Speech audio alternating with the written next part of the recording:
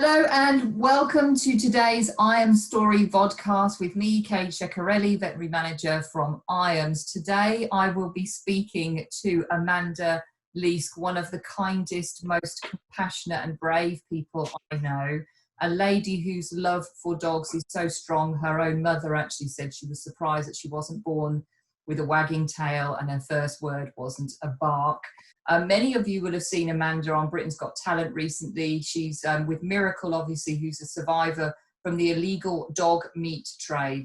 Miracle has been the Ambassadog for our I Am Home Rescue Feeding Programme for the past 3 years. So we know him quite well, but he's just one of Amanda's 45 dogs that she cares for at home in Scotland, along with her husband, Tobias, the ever patient Tobias, and her son, the wonderful, beautiful, handsome Kyle. Kyle was born with cerebral palsy and autism and has an amazing connection with Miracle and all of their dogs, particularly Miracle. And their special bond has transformed not only Kyle's life, but that of their entire family as well. Their story is of true survival. It's extraordinarily emotional, but shows how a focus to make a change really can change lives. So it's a wonderful story. Amanda, how are you? Bit busy at the moment with the whole Britain's Got Talent business going on. Just a tad, and you know, despite lockdown, I've still just been so incredibly busy. So I'm now just looking forward to just having a little break for a while. And I understand that having a break behind you is Miracle himself. Can we just see him? Yeah, here we go. I'll let you just have a little look. There he is. He's just relaxing. Because we all know what happened. Oh, he's just peeking out there. We all know what happened on this morning with them going crazy. We'll let him sleep. Oh, yes. There's another one. Yeah, and there's that's a partner in crime. That's little Halo from China. So yeah, I think he's ready to play, but he's not happy. He's not interested. Well, they are just having a little break at the moment, which is good because then that's going to give us a chance to chat. Because as you say, you saw this morning interview and they just decided that it was going to be cushion-tastic everywhere. So that may happen today. So how is he coping with his newfound fame? He looks quite chilled, just taking it all in his stride. Yeah, you know Miracle, what he's like. He just takes everything in his stride. He really is just the most amazing little showman. And it just seems to be that when there's hustle and bustle and there's noise and there's lights, he just puts on that bow tie and he just shines. He really is just a 1 in a billion dog. He is. He takes it all in. He does. He does. Yeah. I mean, we've known him for some time now. How old do you think Miracle is? Do you have any idea? Is he? I reckon he's probably coming up about 8 years old. Okay. I would say so. I've kind of thought 7, 8-ish, judging how long we've had him. We've had him since 2014. He was rescued in 2013.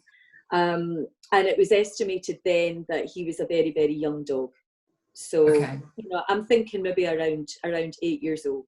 So if he's 8, then he's just tipping into the senior zone. A little bit. I think he might defy that one. He still thinks he can do agility and, jump the heights that he used to when he was a little bit younger. He's still pretty fit and active, and I like to keep it that way, Yeah. He loves these runs around the field, and we've got an exercise area for the dogs, so we've got some agility equipment there. So he kind of just plays at that. I mean, you've seen what he was like when he had his first try at agility when we were at Crufts one year, which was just hysterical. That was the very first time he'd ever done anything like that. But I've taken it a little bit more seriously. But it's something that all the dogs here can join in. And, they all get their chance. We've got the tunnels and we've got the weaves. And it just, if they want to do it one day, fine. If they don't the next, that's fine. They're just having fun. Yeah. So let's talk about Miracle a little bit more. Obviously, he's our I'm Home Ambassadog. We've known him for a few years. But for the listeners that don't know much about him and just saw him for the first time on the stage of Britain's Got Talent, Can you just tell us a little bit more about his journey and how that you've spoken about him before as being a very broken little dog. Yeah. This amazing survivor who loves the limelight. How tell us a little bit about that journey. Yeah. I mean, I think, going back all those years, I followed a woman on social media who did a lot of animal rescue. She's responsible for rescuing hundreds and hundreds of animals that have then found adoptive homes all over the world. So she done an amazing job. So I used to follow her work, and she posted this picture of this dog hanging from a truck. Everybody assumed that the dog was dead. She did too. So she took a picture that I think was really something that she was going to document as being another victim of the illegal dog meat trade at that point. And then, to her surprise, the camera flash caused him to open an eye. And at that point, there's so many animals on board, so many cages, that it's impossible to get these dogs out quickly. So they have to use a crane, believe it or not, and get the dogs lowered onto the ground. From there, the dogs are then released into what I can only describe as a barn or a cattle hole type building. And it's feeding troughs and big buckets of water everywhere. And it's basically survival of the fittest. And Miracle obviously was not in a good way. I mean, he was at the point where he looked as if in that photo he was winding down. I think he'd just given up, and he had the weight of other dogs on top of him. He'd got wedged in between the bars because he'd obviously at one point tried to make a bid for freedom, and the odds were against him. So once he was released, he was then in amongst around 3,000 dogs at the time. Because at that point in Thailand, the shipment of dogs that were going back and forth that they were trying to get to Vietnam to sell to the butchers and sell to the local restaurants, these trucks were either every day or every second day, and you were talking 800 to 1,000 dogs or more on board. It was a huge money-making process that was going on there, and he was part of that chain. So the dogs were released. They were in this cattle hole. There had been various different interceptions that had taken place, so trucks had been stopped, many dogs' lives saved.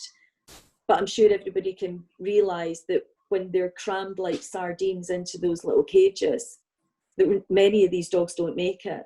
And for me, that's something that I find so heartbreaking, because the ones that have been saved, if the others had just managed to hang on that little bit longer, they also had their chance at having a future. So that's something that always, I have so many of these pictures. There's about 160 of those pictures documented from that particular rescue. And I have scrolled every photograph, and they still make me so emotional, because I remember all their little faces, because I think every face deserves to be remembered, because they were once here and they fought to survive, but they lost their fight. So I think that that is the sad reality of the dog meat trade. It's a situation that once those animals are freed from those cages, they've then got to try and survive in the proximity that they're in. They're still at risk. The main thing is that they normally pick up distemper. Most of these dogs over there suffer from blood parasites, immunity deficiencies, and then you've got the stronger dogs that are going to pick on the weaker dogs, and you've got dogs that are falling sick. We've now got 4 dog meat trade survivors. 3 of them that all actually, believe it or not, spent their time in the same place that Miracle did after rescue, though at different times. So they were all in that same vicinity, in that same cattle hold.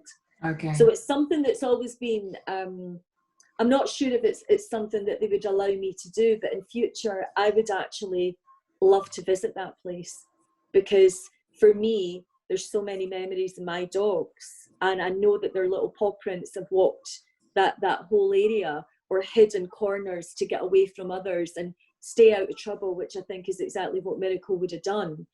But to me, that place, there's a lot of ghosts there, you know, and I think for me, it's something quite poignant that I would love to go and visit with the rescuer who actually physically rescued Miracle and my other 2 dogs from there. So you saw Miracle and there was a connection, that you just saw him and you thought, that's my dog, I need to have that dog. So what? It actually, the way that transpired over time, because initially when I looked at that picture, everyone else was saying, oh my God, can't believe this dog's still alive. And I was exactly the same, but me just being me, I didn't think about it and just said, you know, I'll sponsor them or I'll fundraise, just help that dog, find that dog. And at that point, I didn't actually think about rescuing Miracle. Okay. I just wanted to get him safe, and I would have paid the medical bills and tried to find sponsors or tried to find an adopter somewhere in the world. And in that time, there was other dogs that were cropping up that people thought were Miracle, or dogs that looked similar to him. And I knew the dog that I was looking for. I knew who I had to get my friend to find. So there was actually about another 3 dogs that were saved in that process, because I knew they were never going to get a chance. So there was fundraising going on. People around the world were contributing. So what was fabulous about that was, you know, I went back to these people and said, right, okay, this is what we've got in the pot. So how would you feel about rescuing these other dogs? People are thinking this dog's in a bad way. It looks very similar to Miracle. Can we use the funds? Are you okay with me doing that? So we pulled about another 3 dogs out, and they were saved as well. So that was a good thing. In that process, looking for him, there was other lives that were also saved through that quest to find him. And how long did it take to get Miracle from Thailand to Scotland? And what was it like when he stepped foot off, presumably off the plane, and arrived with you? What was that like? I mean, it was the process was probably about 9 months. Oh wow! Okay. Yeah, I mean, what had happened was when he was lost in amongst those dogs, there was maybe around 3,000. That's because there was other trucks that had been intercepted. So all these dogs were in one place. It took 2 months for my friend to find him. Every week she would go there. She would take distemper kits. She would pick out the dogs that were either the sickest or the dogs that needed vet care immediately. And because she had sponsors from all around the world, these funds enabled her to do that. So she would get those dogs and she would put them on a truck and she would drive to Bangkok and get those dogs to a clinic. Eventually, when she did find Miracle, the way it worked out was she posted the picture of the day he was found, and straight away I said that was him. And there was other people that had said that they wanted to help him in Germany, and we all kind of clubbed together and worked as a team. At that point, I hadn't decided that I wanted Miracle to come to me. So it was really about just trying to get the dog safe. And over time, everyone said, Amanda, you've fallen in love with this dog. You've got to be the one that has him. So kind of okayed that with everyone else. And from there, from Miracle spending his time in that clinic and being found after those 2 months, it was about 9 months. And he actually ended up in UK on World Stray Animals Day, which I thought was just ironic. That was never in the plan. Didn't even know, and didn't realise that date, was going to be so special from that point on. And he actually came across with flight volunteers. He spent some time in Holland, and then he came over by ferry over to Harwich. I flew down, and I had some friends help me out that were going to help transport me back to London Euston so that we could then get the sleeper train up to Scotland. So I kind of wanted to, rather than come the whole journey, I felt it was important to get off in Edinburgh, give him a little break, you know. But we bonded on that train. It was just, I still say that the connection was there immediately, that we had this moment where it was almost like there was a telepathy, that he thought, I know it was you that was trying to find me. You know, I still get emotional just thinking about that now. It's like a meeting of two spirits. It really was. You would have known 9 months prior to that, when you saw that image, and you like, that's the dog, that's him. And then the whole journey of getting lots of people involved to create the funding to the UK to get him over. It really is teamwork. I think there's so many people involved, because you've got people like Soy Dog Foundation that they pay undercover officers to intercept those trucks. And then you've got my friend who independently did her own rescue over and above her own full-time job. That, you know, I always say that everyone had their part of the chain in rescuing, you know, and I'm forever grateful for that. I really, really am. And I think that, you know, going back to what you said about a meeting of two spirits, it really was a situation where it was almost like, for want of a better expression, it was like if you were going on a date and you get those butterflies. You know, I was so nervous. I was so nervous to meet this little dog. And then when we actually did meet, and we were travelling back to the station before we were going to get the sleeper back to Scotland, he just curled up on my lap. And at that point, I know that just by his body language, he felt really, really safe. But he was exhausted. Knowing Miracle, that whole journey, that whole process, he would never have slept, you know. So it was jet lag and just sheer exhaustion. And when we got on that sleeper that night, and I knew that I had him contained in that cabin with me and he was safe, I think it was maybe about 2 hours later, when you've got the tracks change and you've got the jostling around of the carriages, it disturbed him, and he was on the floor. And at that point, he kind of crept up onto the cabin bed and then came right up to my chest and just curled up and lay beside me. So at that point, I realized he knew that he could feel safe with me. That bond was just beginning, you know, at that point.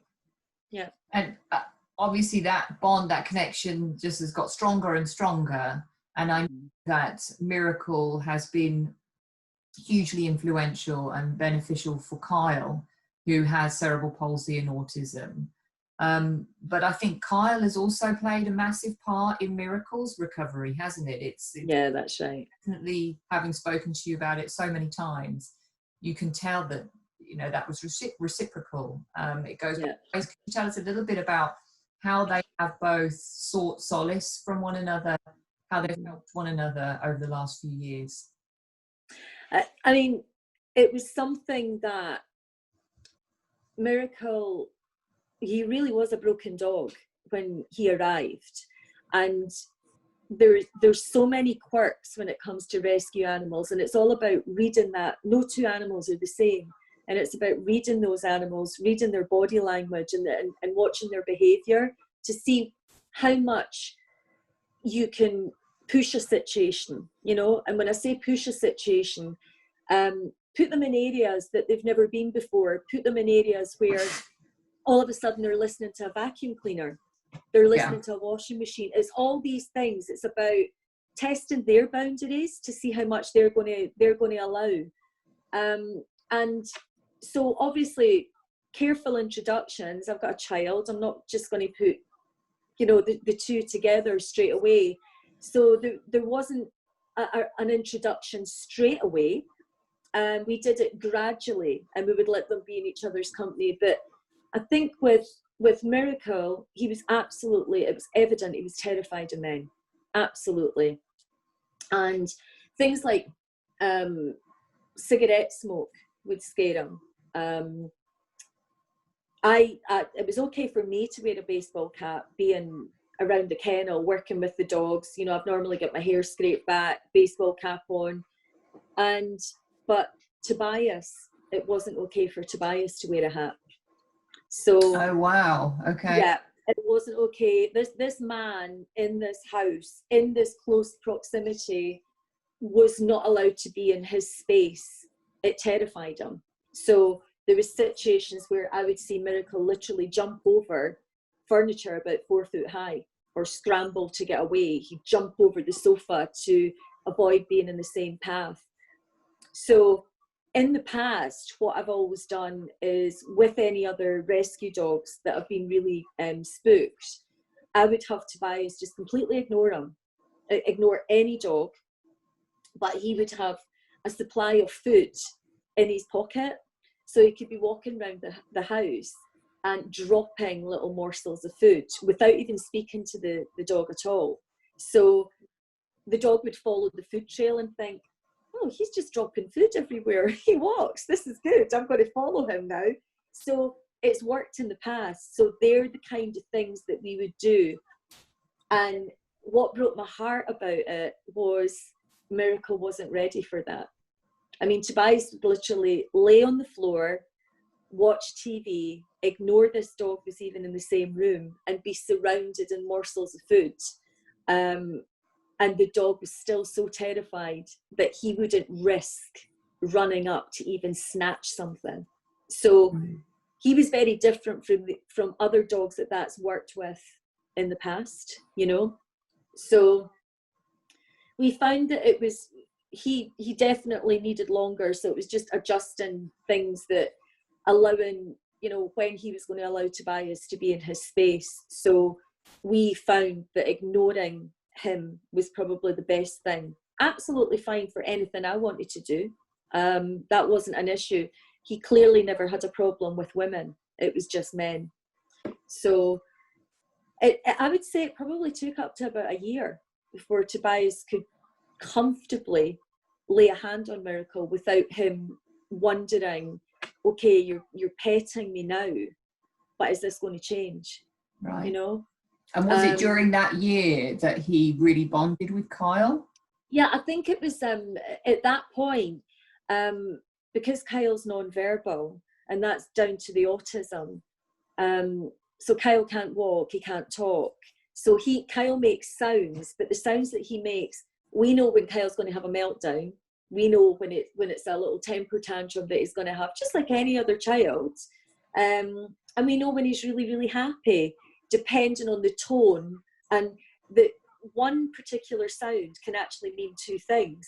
But if it's done in a high tone or a low tone, one tone can mean I'm not happy about something, but that same sound can also mean that he's really happy. But it just depends on how Kyle projects it.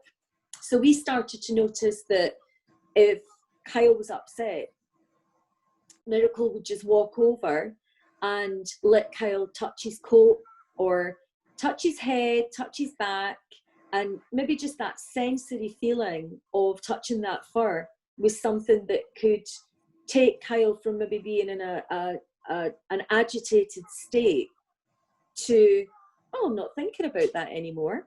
You know, I'm not thinking about being upset or what I was upset about 10 seconds ago. And Kyle's always had a thing with any of the dogs that the more they wag their tail, particularly when he was younger, he found it hysterical, to the point it would send him into absolute hysterics beyond belief. I remember as far back as even when he was a baby, he laughed so much it made him sick. He found it so funny. But yeah, I mean, with Miracle's just, he's very, very gentle. Kyle loves all the dogs, and there's many of our dogs that are absolutely fabulous with Kyle, but Miracle's very respectful.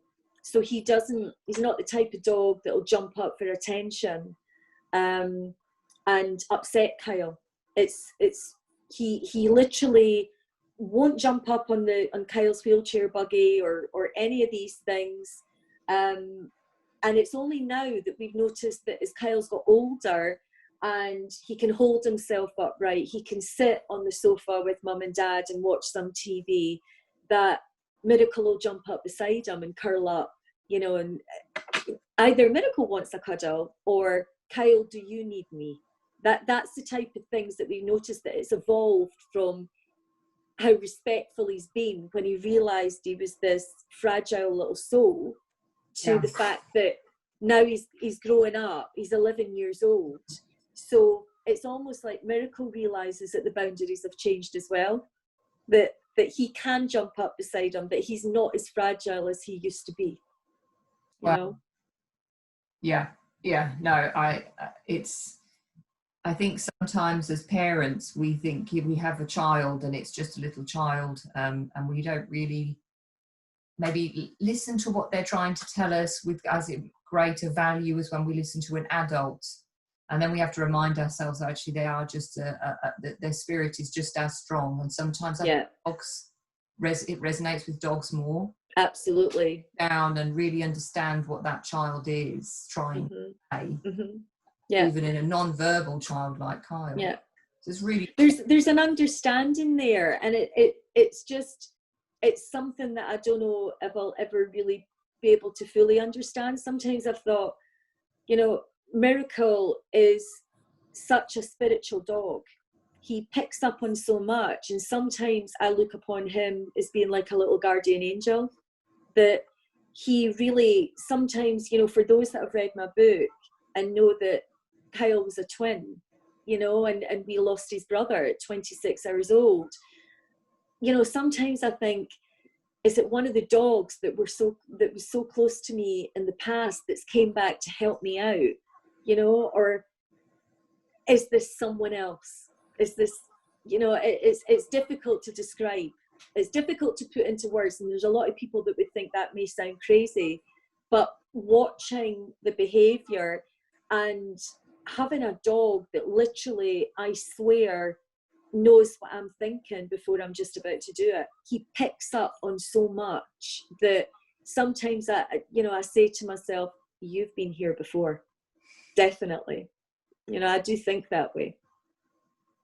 And tell us, you know, you touched on the fact that obviously Carl was a twin, and devastating that Carl's brother didn't make it. How did you cope with that, and how have the dogs helped you to cope with that as a parent? You're a new mother. You had this tragic experience. You come into terms with the fact that Kyle has cerebral palsy. I'm not sure when he was diagnosed, and then it developed that he had autism as well. That's a lot for somebody to cope with. How did your dogs help you through that process? Absolutely they did. I mean, it was a situation where, you know, I was in hospital. I was discharged from hospital. Kyle was still in. He was in intensive care. Then he was moved on to special care baby unit. So this was all in Glasgow. We had a house to renovate that took 7 months. So we had all these crazy things going on, and people looking after their animals. And I mean, you know what it's like. You don't think that anyone can look after your animals the way you do.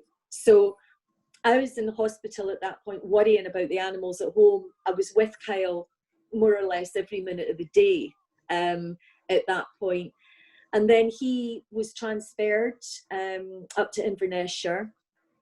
And so Kyle was still in hospital, and I was at home with the dogs and just trying to make some sense of it all and just get into some sort of routine. But daily it was trips to the hospital until he could get home. He did come home on oxygen. So I think all of these things were terrifying. I don't mind saying it. They were terrifying in themselves, to try and get my head around the fact that I was going to be someone, you know, along with Tobias, that even though, I'm quite pragmatic about life in general, at that point, we were both very fragile as parents, trying to come to terms with how we were going to manage all these medical procedures, how we were going to cope with the tubes and the monitors, and when the alarms go off, and is everything okay, or do we have to rush to the hospital? And I think that what the dogs did for me at that point was they gave, I would say both of us, they gave us routine. So because we had something, you know, when you are doing things repetitively, the dogs need fed, the dogs need cleaned out, the kennels need done. You know, it's all these things that it's taking you out of yourself. So you're not thinking every hour of the day about all the medical procedures. And, you know, I don't mind saying it at that point, because you've got so many people that were involved in Kyle's care, from, you know, pediatricians and all different health professionals, physiotherapists, all wanting to do home visits. You just wanted to close the door and say, enough's enough. We need to not only get our heads around the fact how we're going to care for this little boy, but we didn't get a chance to grieve. So we had one child that we'd lost, but every day we had to get up and just get on with it, you know. It was a case of pull on the big girl pants and just get out there and do what you've got to do. There was just no two ways about it. And I think that the dogs definitely, for both of us, gave us that sense of routine. And for me, it was just a situation where I was kind of, when Kyle got that little bit older and it was the cold weather and we wanted to get the dogs out and get to the forest and, you know, let the dogs let off steam, it was so therapeutic to be either sitting on the back of a quad or on the back of a rig, taking a dog team out. And once they get into their initial screaming frenzy of takeoff and they get into a rhythm, all you're listening to is their breathing, and it's their breaths that you see, you know, and that when you're training at night. And it's that, for me, was like a therapy. That was really good for me, because it was something that I'd missed for so long, because I'd been in hospital for so long before having the babies. So it was something that I considered, it was like being home again, you know. So the dogs were absolutely fabulous in that respect. And at that point, it was, Kyle slept a lot. You know, he was a tiny baby, he was on oxygen. So at these times where you're not constantly looking, thinking, is everything okay? I would sit and scroll through social media and just try and keep in touch with the world. And then that's when I saw a lot of the animal welfare issues that were going on. And that's where I got involved. And it gripped me. And I suppose looking back now, it's not until I was writing the book and I kind of realised for myself that I obviously still had that gap because I'd lost a baby and I was going on for the other, and trying to remain strong. But I still obviously had that sense that I still felt that there was something missing that I was looking to nurture. So it makes sense now. Then it didn't, you know. My mind was just, you know, a little bit scrambled, and there would be a lot of people that would say, that's absolutely crazy, you undertaking on all these other issues when you've got so much going on at home. But I think that certainly now, I think your brain has got a certain way of managing you and taking care of you. And I think at that time, my brain decided it's time to go on autopilot, you know. So I was getting a little bit of help along the way, if you like, you know, just kind of cruising along there. I suppose at that point, this need to nurture and look after something else as well was still, it was obviously strong within me, that's what took me down the route of rescue work as well.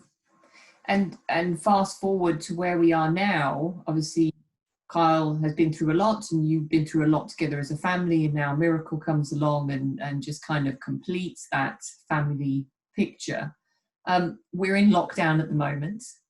How is Kyle coping with that? Are the dogs helping him while he's at home and he's trying to understand what's happening? Because it's unsettling for any child, Yeah. let alone, I'm assuming, a child with autism, for example. That must be even more challenging. So are the dogs there and helping to calm him and influence on him at the moment? Someone just sneezed. Halo just had a sneeze. Excuse you, bless you, bless you. Yeah, I think that Kyle was great, I would say, for about the first 2-3 weeks, and then he just couldn't understand why he would be in his equipment that we've had sent home from the school that he generally only associates with school. So having things in the house that he associates with a different place is something that is affected by autism, because that transition and change is the one thing that any child with autism struggles with. So Kyle was fine, I would say, for about the first 3 weeks, and then when it was things like checking in with his teacher in the mornings at 11:30, and trying to communicate through an iPad, he just didn't want to know. He couldn't understand why his classmates were showing up on screen. And what Kyle loves is when he associates looking at a screen, he loves watching DVDs and colourful cartoons and movies and things like that. He doesn't want to look at that and interact with what the class topic is going to be that day.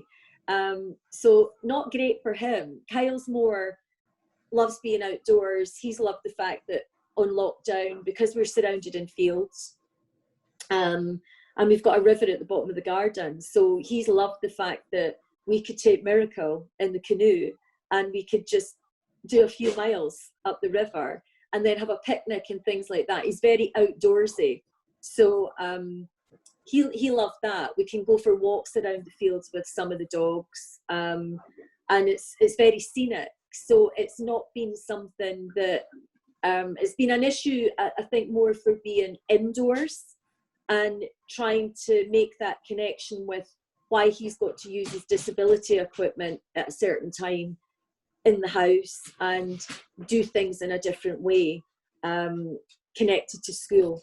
But everything else, as soon as we're outdoors, he's a completely different little guy.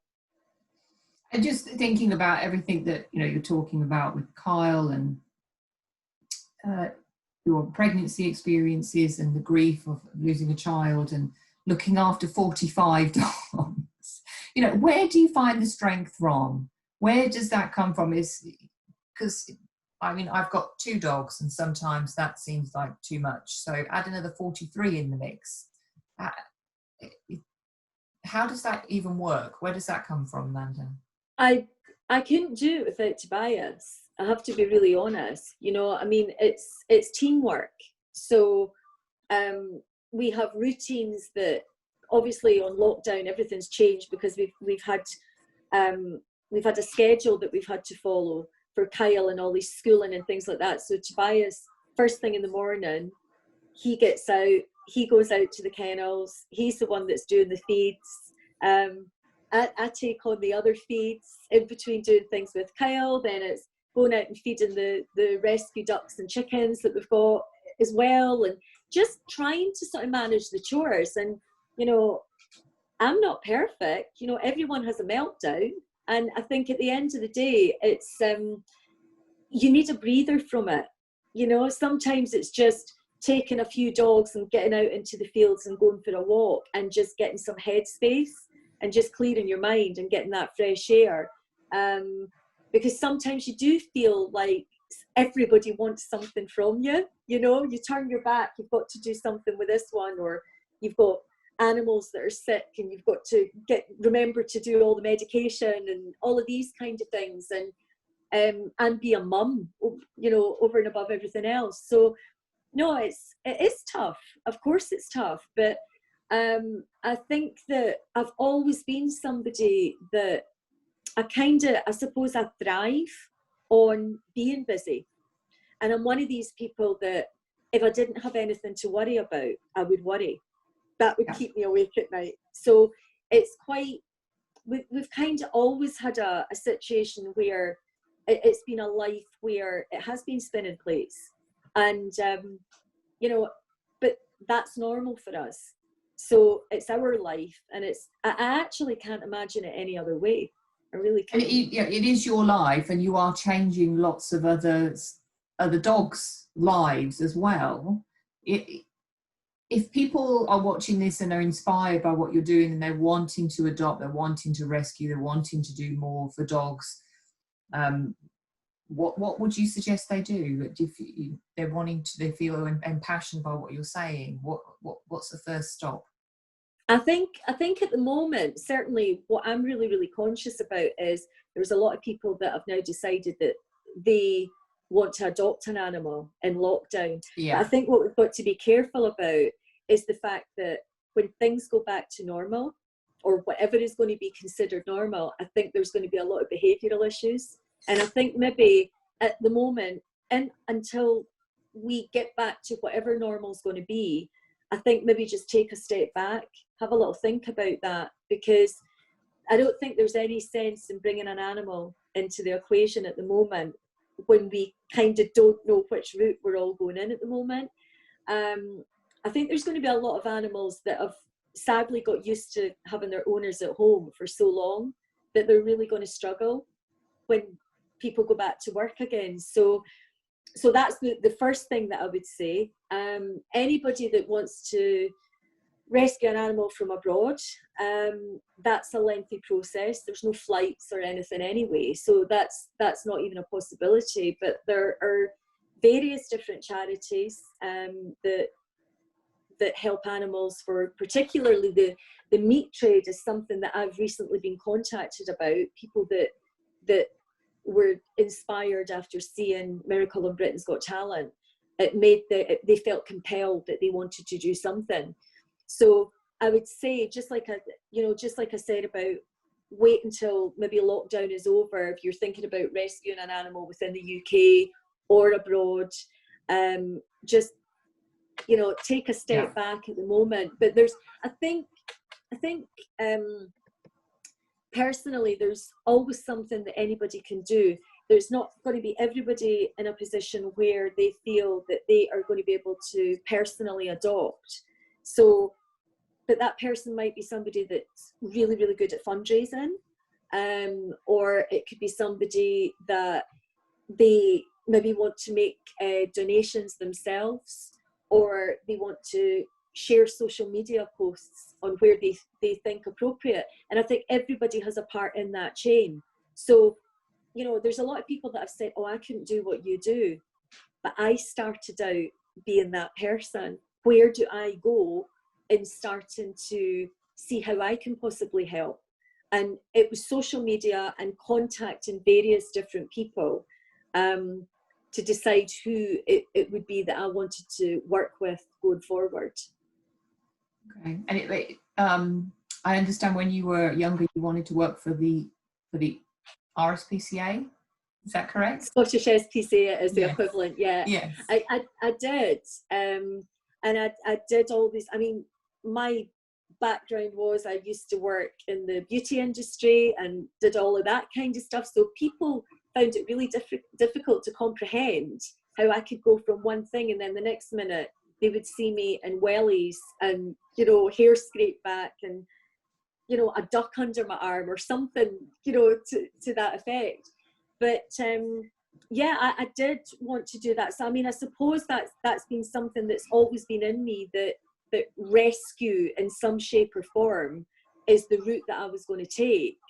And I think that, it's I did all the voluntary work on farms, actually worked for voluntary on for one of the SSPCA shelters. That's where we adopted our first dog. So our first dog was a little cross Jack Russell, and she was the first one to be the first rescue dog in our family, I suppose, really, before Kyle was along.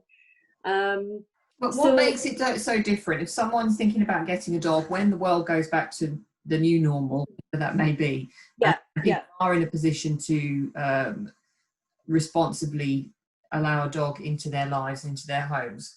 What's the difference between rescuing a dog and buying a dog? Why is it so special? I think really it depends on your lifestyle. To me, a dog's a dog. And there's a lot of people that will say only rescue, and there's a lot of people that will say only go for a breed. And to me, a dog is a dog. Huskies have been in my blood for more than 20 years now. You know, they almost feel like they're part of my DNA. So, you know, if I was rescuing here or abroad, that's probably the first breed that I would be pulled towards, the sled dog breeds. But to me, a dog is a dog. I think it depends what your lifestyle is. Do you live an active lifestyle? Would you want a dog that you could go jogging with? A dog that is more agile, somebody that would love to do agility? Do you want a dog that is just going to lay on the couch? I think it really, really depends on your lifestyle, what's going to suit both of you, the dog and yourself. And we all know that there's different breeds for so many different reasons. Service animals, police dogs, medical detection dogs, they all, to me, they're all giving us something back. And I think that what's amazing for me, particularly with sort of rescue animals, is particularly going back to Miracle's never been trained to do any of these things. He doesn't have an official badge, but what I would say is he's an emotional support dog. He's an emotionally supportive dog to Kyle. So there's no little bib that he wears, or he still can't get into restaurants and all of these kind of things, but they're the type of situations that Kyle can have a little meltdown. So it would be perfect if Miracle was able to be sitting beside him in situations like that we wouldn't feel uncomfortable about going out into a public place, and that Kyle's maybe going to have a meltdown. It would be great to think that he had Miracle at his side that could alleviate any of these things as well. So what I'm saying is, I think that it's great that you've got a little guy that I've taught tricks and taught him how to do things that you generally would do from puppy age. And he's 7 to 8 years old now, and he just does it. He just seems to know what to do and when to do it. I want to do, just before we finish, is just do something we call the quick fire round, where I'm just going to ask you 5 questions, and you've got, the idea is that you answer them as quickly as you can with as few words as possible. So maybe a little bit of a challenge for you, Amanda. I know. I like to chat. But this is specifically about dog. These are questions about dog rescue. So the first question is, why should somebody rescue a dog instead of buying one? One reason. I know we've spoken about it earlier, and you gave many reasons as to why there's different dogs for different people. But what is the one thing a rescue dog gives somebody?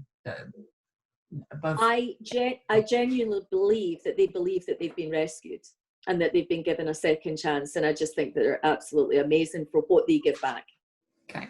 What one thing do people need to have to rescue a dog? Could be a thing that they own, or a personality trait, or for example. How amazing would it be if somebody, I think,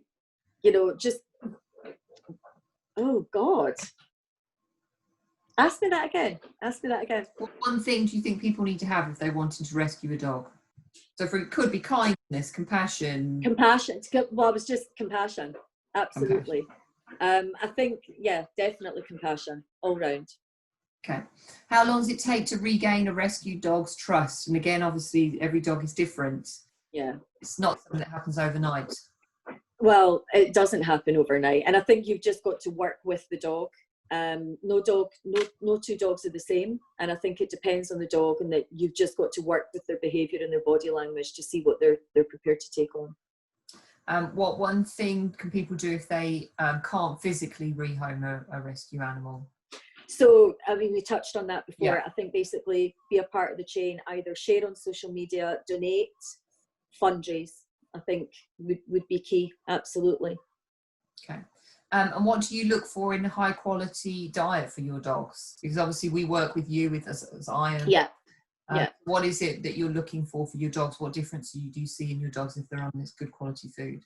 So the differences for me is I obviously look for something that's quite high protein and fat for the athletes, because over the winter months they're training about 4 times a week. So that diet, that high protein diet, is something very, very important to them.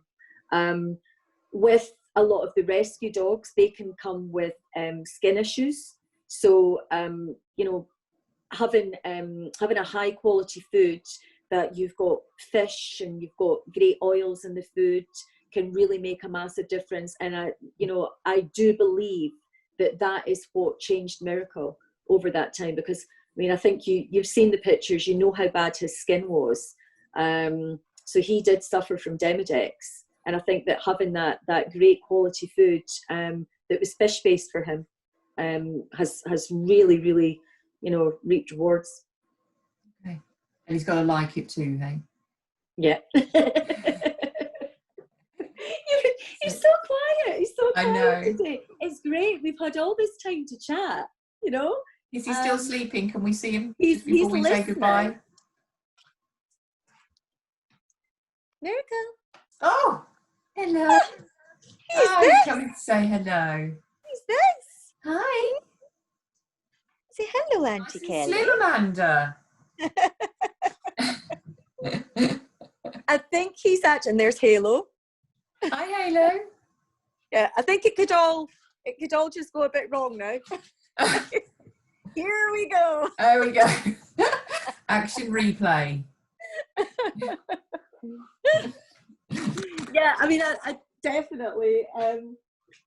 He's. I think he's actually just about to drop his coat, so he tends to look that little bit chunkier, and.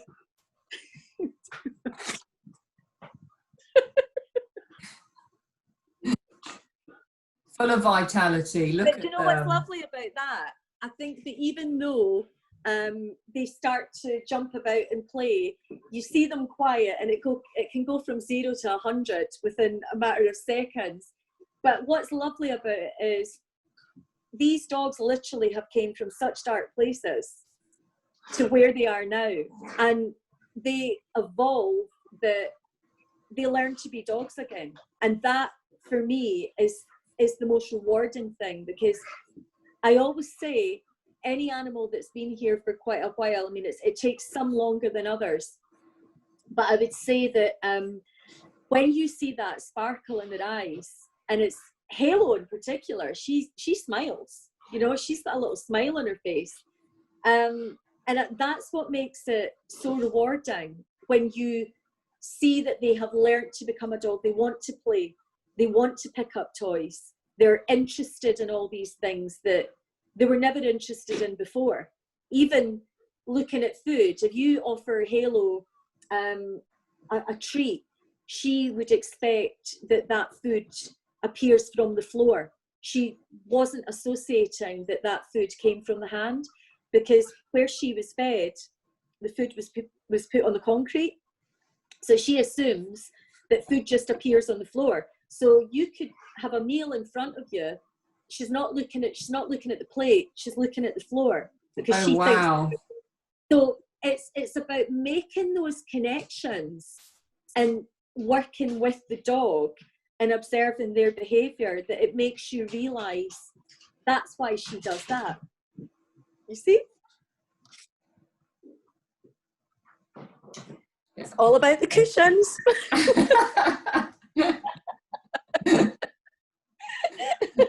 Oh, bless them. Well, that's a lovely way to finish. But thank you so much for your time and for talking so openly and honestly about everything you're doing. And thank you for everything that you do for dogs. Thank you. Yeah. No, thanks for this opportunity to chat. Yeah, so it's always great to work with you and to try and raise awareness of rescue for dogs and for cats, but obviously particularly dogs today. All right, thank you then, Amanda. And Thank you. Bye-bye, Miracle and Halo. Say bye, guys. Say bye-bye. Monkeys. Oh, thank you, Amanda.